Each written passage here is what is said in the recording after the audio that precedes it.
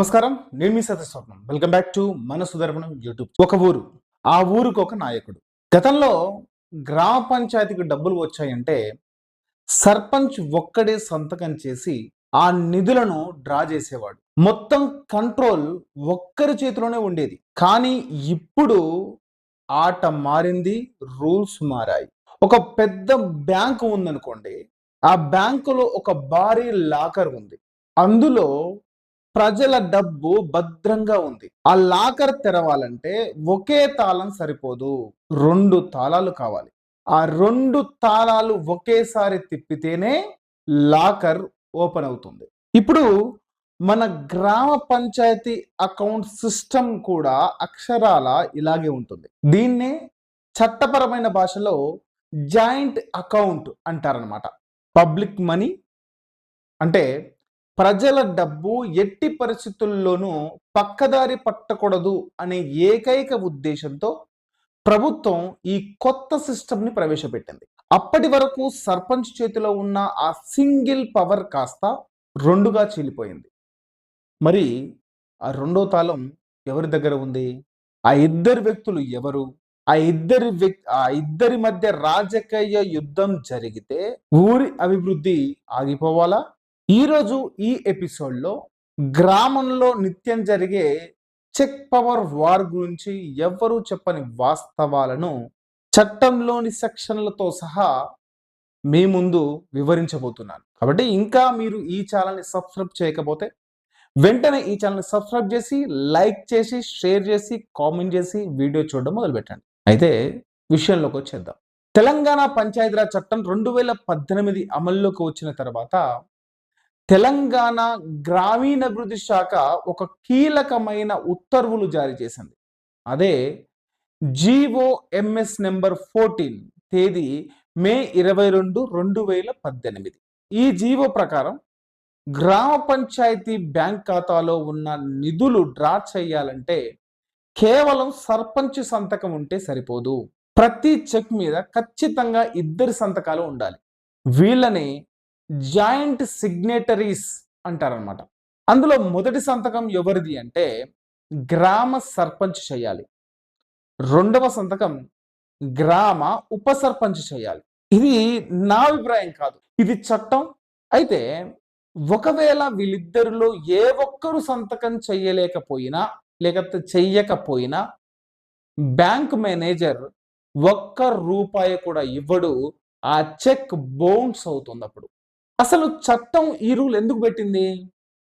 ఒక సర్పంచ్కి పవర్ ఇస్తే సరిపోతుంది కదా.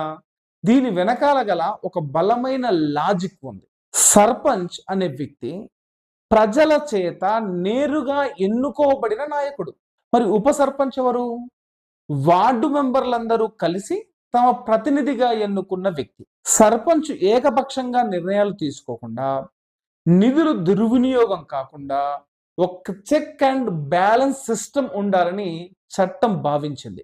సర్పంచ్ రాసే ప్రతి ఖర్చును, ప్రతి బిల్లును గ్రామ ప్రజల తరపున, వార్డు మెంబర్ల తరపున ఉప సర్పంచ్ క్రాస్ చెక్ చేయాలి. ఆ ఖర్చు కరెక్ట్ అనిపిస్తేనే సంతకం చేయాలి. ఇది ఉప సర్పంచ్కి చట్టం ఇచ్చిన అతిపెద్ద ఆయుధం. అయితే ఇది చాలా చోట్ల జరగట్లేదు. దానికి చాలా కారణాలు కూడా ఉన్నాయి. అంటే ఇదంతా చట్టం పుస్తకాల్లో చదవడానికి మాత్రం చాలా అద్భుతంగా ఉన్న విషయం అని చెప్పాలి.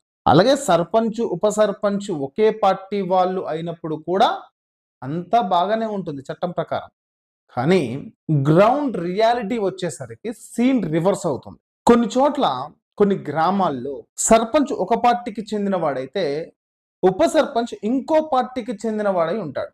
వీరిద్దరి మధ్యలో రాజకీయ వైరం ఉంటుంది. లేదా పనులు చేపించినప్పుడు కాంట్రాక్టర్ల దగ్గర వచ్చే కమిషన్ల పంపకాల్లో వీరిద్దరి మధ్య తేడాలు రావచ్చు.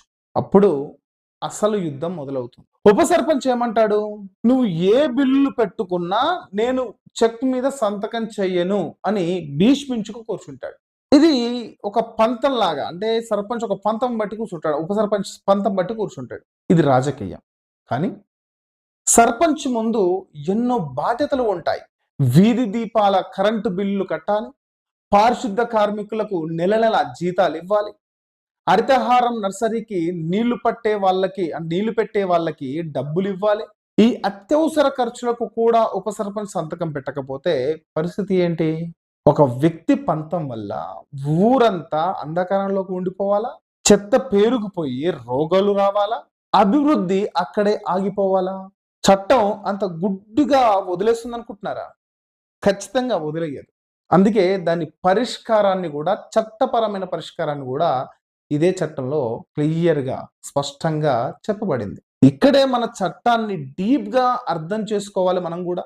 అకారణంగా కేవలం కక్ష సాధింపు కోసం ఉప సర్పంచ్ మొండికేస్తే అతని దగ్గర ఉన్న ఆ రెండో తాళం లాగేసుకునే హక్కు ప్రభుత్వానికి ఉంటుంది.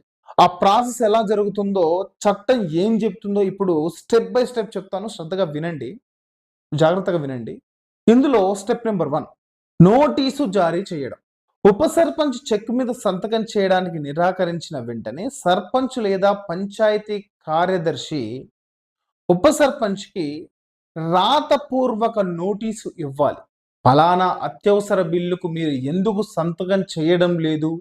కారణాలు తెలపండి అని అడగాలి ఆ లెటర్‌లో. ఇంకా చెప్పాలంటే ఆ నోటీసును రిజిస్టర్ పోస్ట్ ద్వారా పంపడం చాలా ముఖ్యం. ఎందుకంటే ఒకవేళ ఎంక్వైరీ జరిగేటప్పుడు అది ఒక ఆధారంగా పనికొస్తుంది. ఇక రెండో స్టెప్ విచారణ. The official enquiry. ఉప సర్పంచ్ నుండి సరైన సమాధానం రాకపోతే సర్పంచ్ నేరుగా మండల అభివృద్ధి అధికారికి లేదా జిల్లా పంచాయతీ అధికారికి, మండల అభివృద్ధి అధికారి అంటే ఎంపీడీఓ, జిల్లా పంచాయతీ అధికారి అంటేనేమో డిపిఓ, వీరికి రాతపూర్వకంగా ఫిర్యాదు చేస్తాడు సర్పంచ్, పంచాయతీ కార్యదర్శి. అప్పుడు అధికారులు గ్రామానికి వస్తారు, విచారణ చేస్తారు. ఆ బిల్లులో నిజంగానే అవినీతి ఉందా, లేక ఉప సర్పంచ్ కావాలనే రాజకీయ కక్షతో అభివృద్ధిని అడ్డుకుంటున్నాడా అనే ఎంక్వైరీ చేస్తారనమాట. ఆ ఎంక్వైరీ తర్వాత మూడో స్టెప్ మొదలవుతాం. అదే collector action, the collectors power. విచారణలో ఉప సర్పంచ్ది తప్పు అని తేలితే వెంటనే ఆ రిపోర్ట్ జిల్లా కలెక్టర్ గారి టేబుల్ మీదకి వెళ్తుంది అనమాట. కలెక్టర్ గారికి ఇక్కడ సుప్రీం పవర్ ఉంటుంది.